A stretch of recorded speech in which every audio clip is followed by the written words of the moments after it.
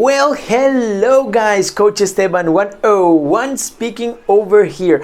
Hoje nosso vídeo ele estará falando sobre os bloqueios mentais e como você pode reconhecer quais que são os bloqueios, saber de onde que eles vêm e entender como você pode usar essa informação para dar um up no seu inglês ou dar uma melhorada nele ou mesmo você tomar a decisão de tomar as rédeas do seu processo de aprendizado.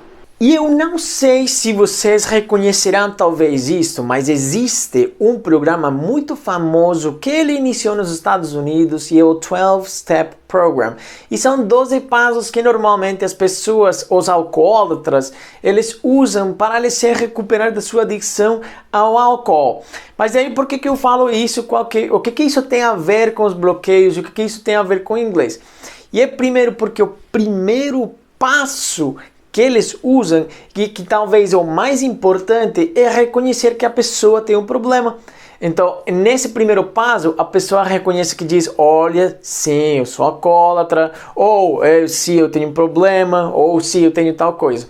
E isso que nós faremos hoje, você deve reconhecer inicialmente, você deve aceitar e meio que abraçar ou o fato de você saber que tem um problema com relação a isso ou que tem um bloqueio que está te impedindo de ir na frente na língua.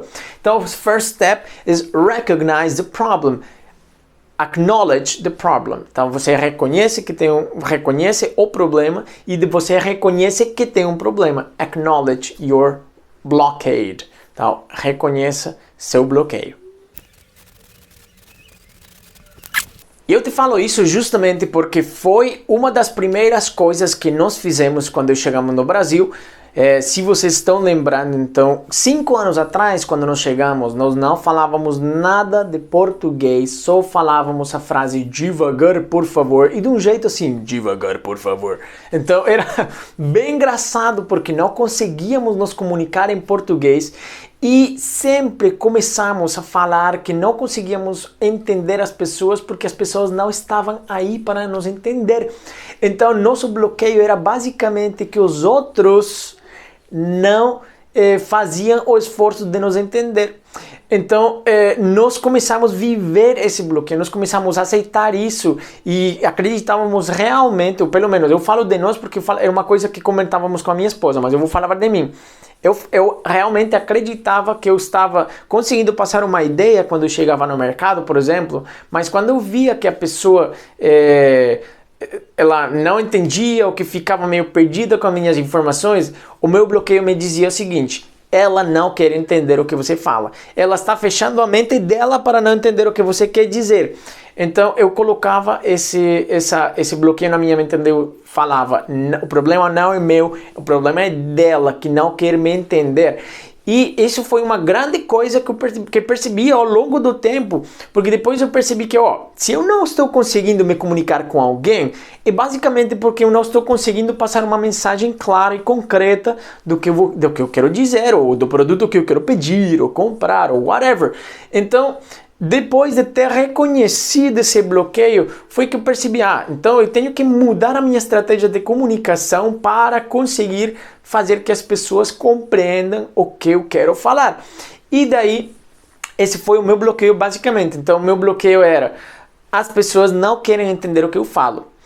Essa foi a coisa que eu tive que viver e reconhecendo ele, consegui entender o fato de que o problema não é da pessoa que está escutando a minha mensagem, o problema estava dentro da minha própria comunicação. E daí foi o que eu fui mudar, estudando logicamente, fazendo análise das informações que eu queria utilizar, parando para pensar e falar. Então vocês podem ouvir um pouquinho mais dessa história num vídeo no meu canal do YouTube ali que chama My Story.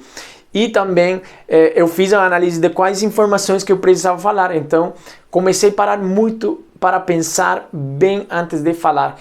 E isso já começou a dar frutos no processo das compras ou nos caixas, quando eu chegava lá no caixa no mercado, já conseguia bater um papo, por assim dizer, ou conseguia responder a pergunta que sempre era feita para nós, que é, nossa, que sotaque legal, de onde que vocês são? E antes nós só falávamos palavras, já depois conseguíamos começar a falar frases mas porque eu já estava focado em tirar esse bloqueio de dizer, a pessoa não quer me entender, senão eu estava focado em dizer, eu preciso fazer que a pessoa me compreenda. Então esse foi meu bloqueio.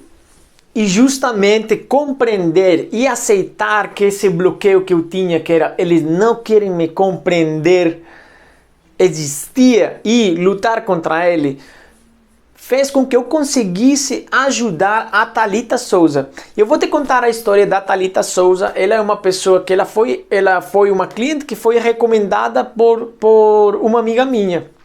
E daí ela recomendou, ela me disse o seguinte, ela não fala nada de inglês, beleza. E a primeira coisa que eu faço normalmente com um cliente, com um coach, ou um prospecto de coach, eu pergunto o seguinte, tá, como é que está teu nível, o que você acha da língua. Claro, eu faço uma conversa inicial para saber como é que está o ambiente, né? Você faz aquela filtragem. E daí, quando eu sentei com ela, eu lembro muito que a Thalita chegou, ela é uma pessoa bem alegre, bem sorridente, bem bacana. Ela tem uma boa energia, e é enérgica, assim, você dá para ver que ela tem boa energia. E eu perguntei, beleza, Thalita, como que eu posso te ajudar? E ela falou, você tem que me fazer falar inglês. Eu falo de zero, eu não sei falar nada. Eu já fiz alguma coisa, mas eu não falo nada. Eu não falo nada da língua, 000. Beleza, então eu falei, bom, tá bom. Depois de fazermos a conversa, conseguimos traçar o objetivo dela, porque ela é chefe de enfermagem. Bom, isso que eu lembro que é chefe de enfermagem. Se eu não estou certo, daí Thalita, desculpa. E ela queria fazer um mestrado, então ela queria passar no mestrado, e no mestrado aquele que ela queria fazer, eles pediam um nível específico de inglês, eles pediam que ela passasse numa prova de inglês feita pela faculdade onde ela queria fazer o mestrado. E ela me disse, eu quero fazer esse mestrado daqui a 4 meses, 4, 5 meses. E daí, quando traçamos esse objetivo, e ela me diz, você tem que fazer um milagre, porque eu não falo nada, zero, eu preciso passar no teste. Eu falei, bom, beleza, vamos lá, primeiro temos que conhecer o que estamos trabalhando.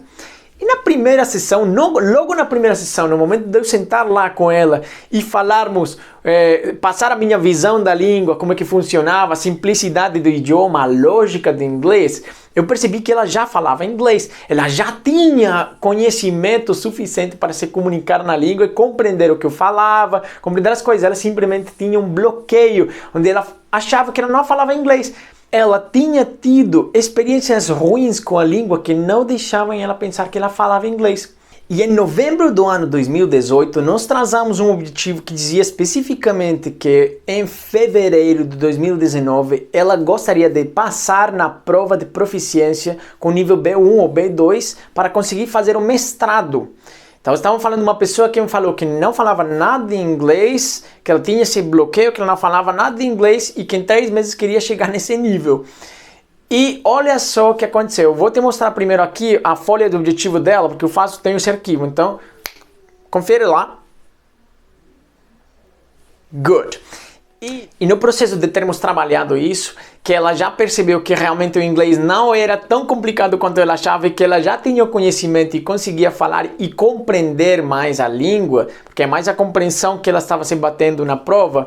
E depois de alguns dias eu recebi uma mensagem de WhatsApp muito top por parte dela, e ela mandou o seguinte: olá, Esteban, não lembro exatamente a mensagem, mas eu fui lá escondidas, eu fiz o teste que eu precisava fazer, eu tive a chance de fazer o teste, e eu fiz, e olha só o resultado, ela precisava um 7 para passar, e ela passou o 7. Só que olha só, ela passou a prova de proficiência do mestrado, então ela conseguiu sim, ela quebrou o bloqueio que ela tinha da língua. Sabe quando que foi isso? 18 de dezembro do ano 2018. Então, tem ali, eu lembro que eu coloquei lá com ela e foi uma coisa imensa, foi uma das grandes alegrias que eu tive, porque foi uma pessoa que realmente ela achava que a milagre tinha que vir de mim, e ela percebeu que o bloqueio era quem não deixava passar ela. Então, nós quebramos esse bloqueio juntos e com o esforço da Thalita ela conseguiu seu objetivo. Então, vejam como que você quebrando um bloqueio, você pode realmente fazer que seu inglês evolua e ele cresça e seja aprimorado. E esse é o caso da Thalita, que ela teve resultado num mês após quebrar o bloqueio. E nós vamos conversar hoje sobre Conrad Van Houten. E os 3 tipos de bloqueios que ele identificou no ano 1800, ele nasceu em 1801 e morreu em 1887, então estamos falando de 2 séculos, ou 1 século lá atrás, há 200 anos quase. Então, pensa que isso é uma coisa, essa questão dos bloqueios mentais não é uma coisa nova, não é uma coisa que aparece agora na era da informática, não. Ele sempre tem existido. E ele identificou 3 tipos de bloqueios que vocês conhecerão daqui a pouco. Então, o que ele fazia? Ele era um químico e o pai dele tinha uma fábrica de chocolate, aí que ele herdou depois, tá? E ele criou uma coisa chamada de Dutch Process Chocolate, que ele faz um processo no chocolate que ajudou bastante no tema da indústria do chocolate. Mas como nós estamos fazendo chocolate, daí não vamos conversar sobre isso especificamente. Mas o que tem a ver chocolate com inglês? Chocolate in English, ele basicamente, então, identificou 3 tipos de bloqueios nas pessoas que são mais predominantes, mais comuns.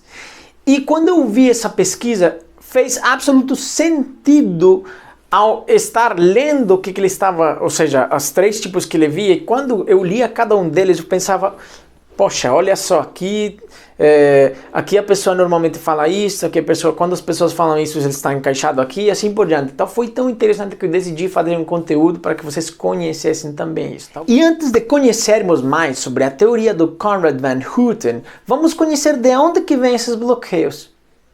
Let's go! E assim como eu venho da Colômbia, os bloqueios vêm de algum local. Where do blockades come from? De onde que vêm os bloqueios?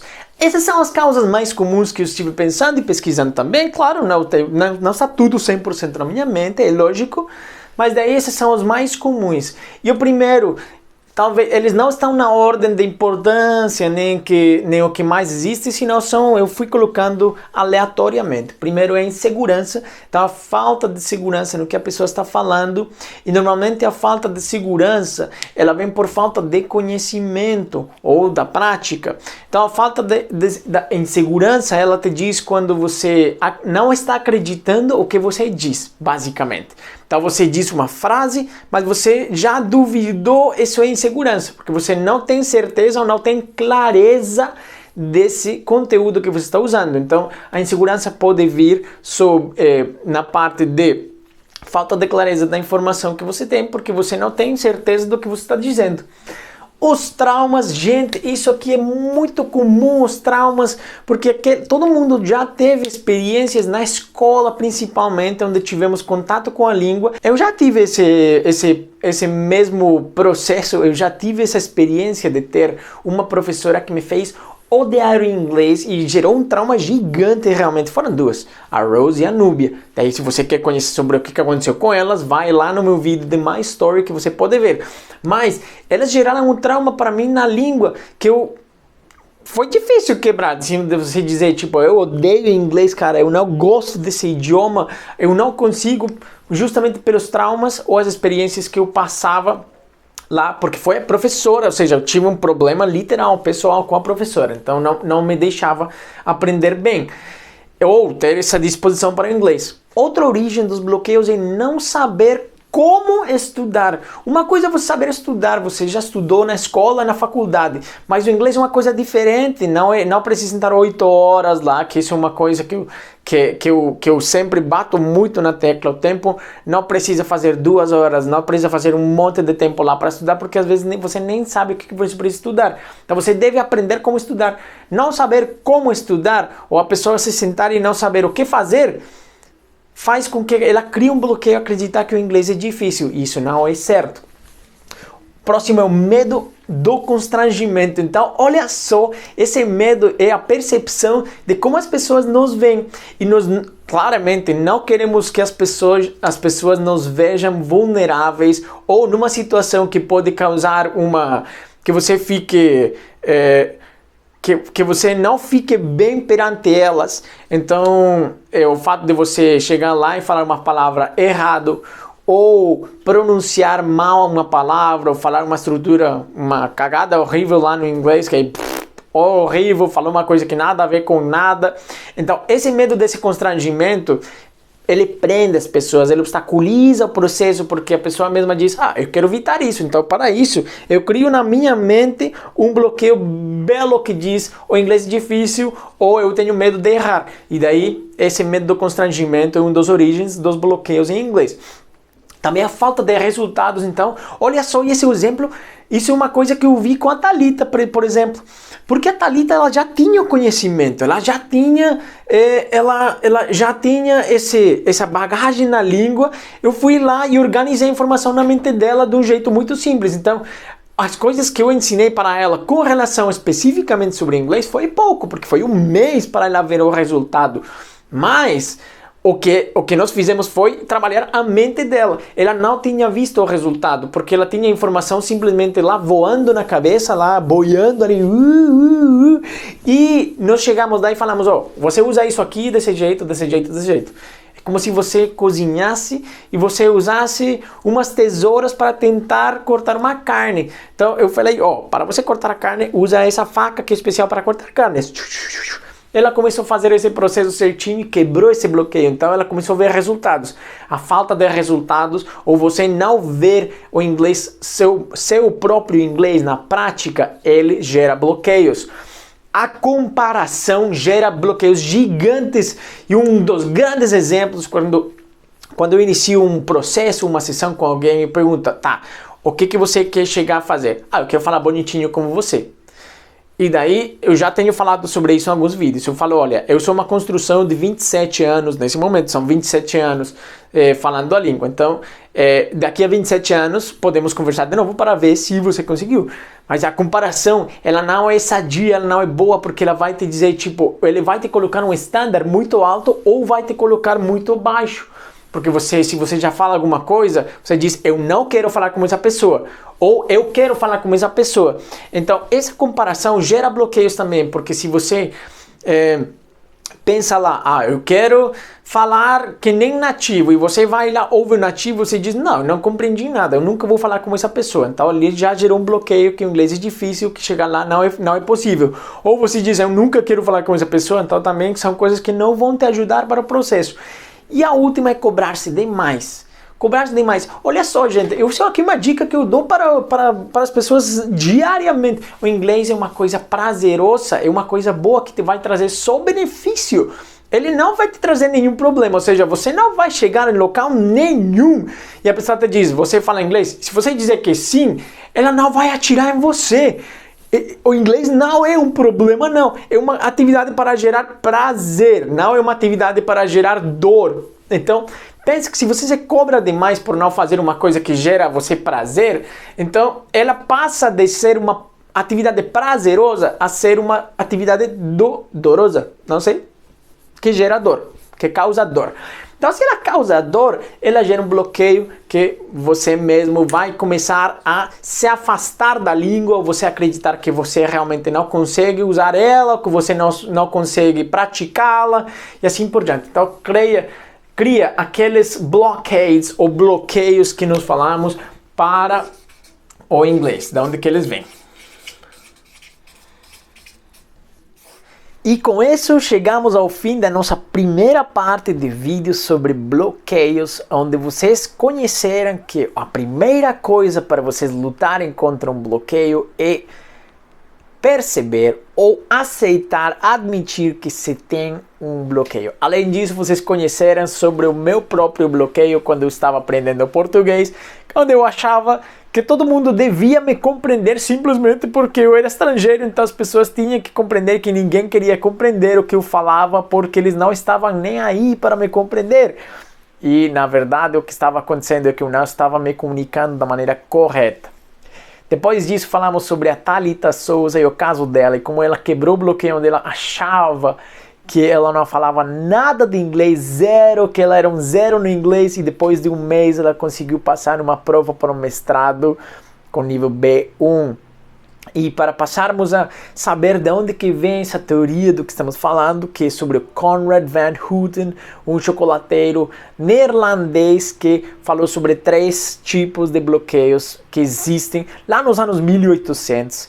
E antes de conhecermos sobre esses 3 tipos de bloqueios, que vocês farão isso na segunda parte desse vídeo, Também falamos sobre de onde que vem esses bloqueios, coisas do tipo da insegurança, comparação, traumas e outros motivos que te levam a isso.